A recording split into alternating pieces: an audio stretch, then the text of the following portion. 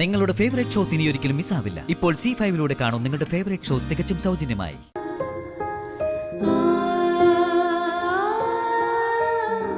നിക്ക്.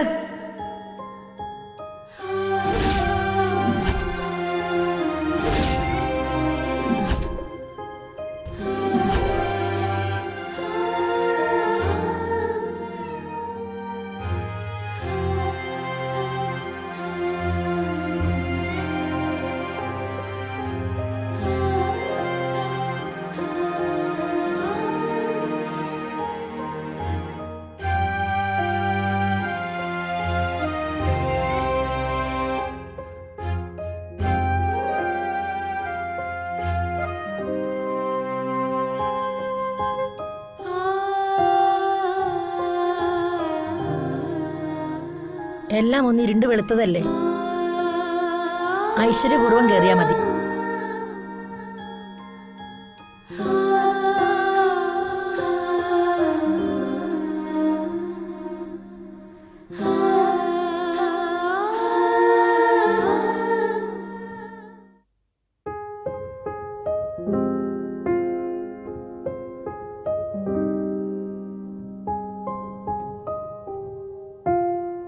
ഇനി അകത്തേക്ക് കയറിക്കോളൂ.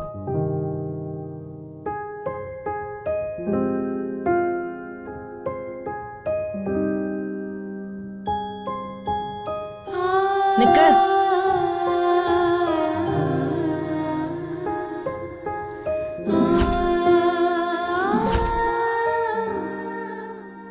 നിന്നോട് അകത്തേക്ക് കയറാൻ ഞാൻ പറഞ്ഞില്ല.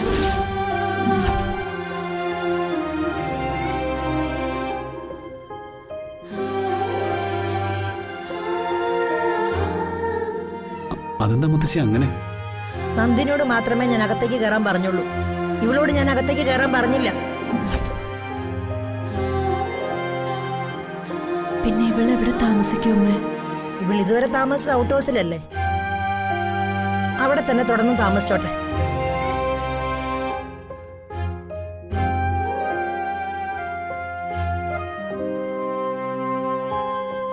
അങ്ങനെയാണെങ്കിൽ ഞാനും ഇവളോടൊപ്പം ഔട്ട് ഹൗസിൽ താമസിച്ചോളാം. നന്ദിനി, ഞാൻ പറഞ്ഞത് ധിക്കാരമായിട്ട് അമ്മ കരുതരുത്.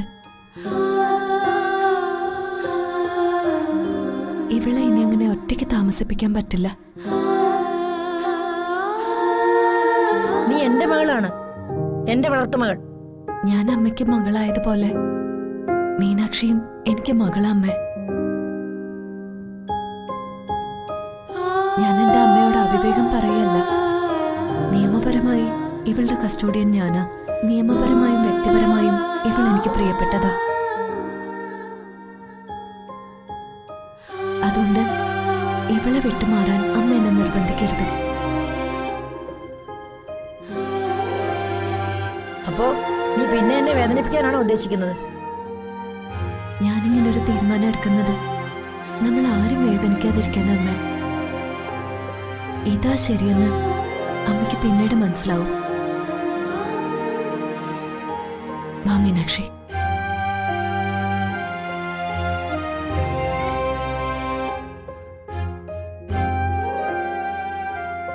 ഇപ്പൊ അമ്മയ്ക്ക് ചെറുതായി വേദനിക്കുന്നുണ്ടെന്ന് എനിക്കറിയാം. അമ്മ ക്ഷമിക്കണം. ഈ വേദന സാരമില്ല.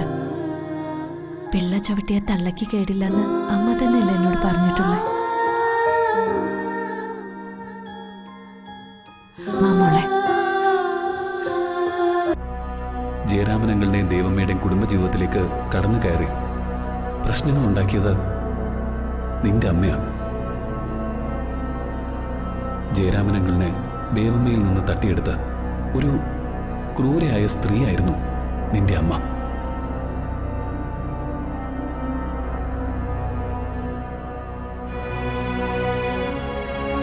മീനാക്ഷി,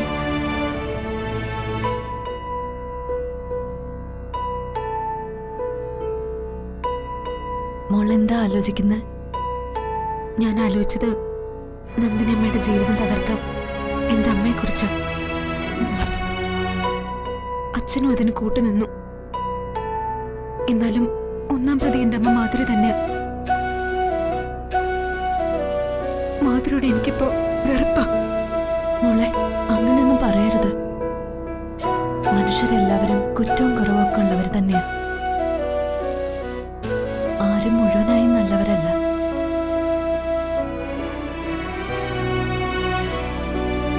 നോക്ക്, എന്റെ മോളൊരിക്കലും അമ്മയെ വെറുക്കരുത്. പെറ്റമ്മയെ വെറുക്കുന്നവരെ ദൈവം വരെ വെറുക്കും.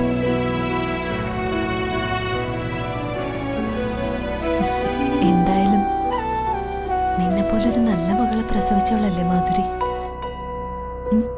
അവൾക്ക് എന്തായാലും ഒരു പുണ്യമില്ലാതെ ഇങ്ങനെ സംഭവിക്കോ? എനിക്ക് ഇങ്ങനൊരു മകളെ തന്നിട്ട് പോയ മാധുരിയെ എനിക്ക് മറക്കാൻ പറ്റുമോ?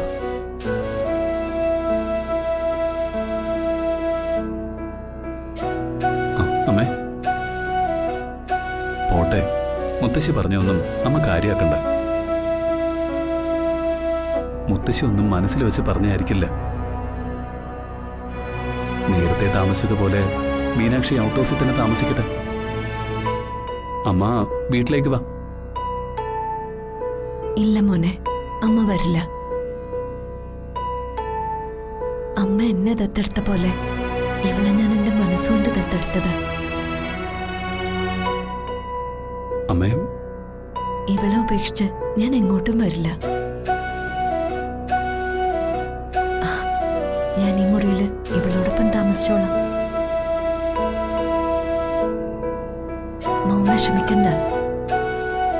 അവകാശങ്ങളൊന്നും ഇല്ലെങ്കിലും നീയും എനിക്ക് മോന. ഇപ്പതേ ദൈവം എനിക്കൊരു മോളെ കൂടി തന്നിരിക്കുന്നു.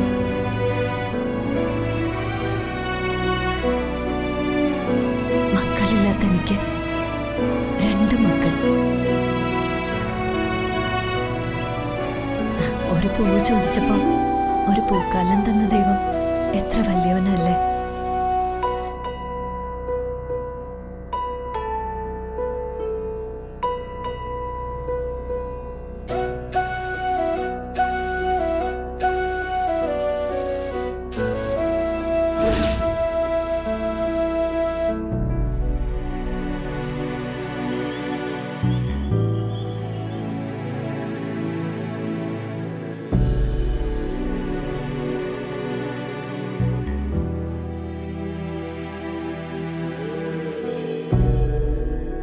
നന്ദിനോട് താൻ കാണിച്ചത് എന്തായാലും വളരെ മോശമായി പോയി.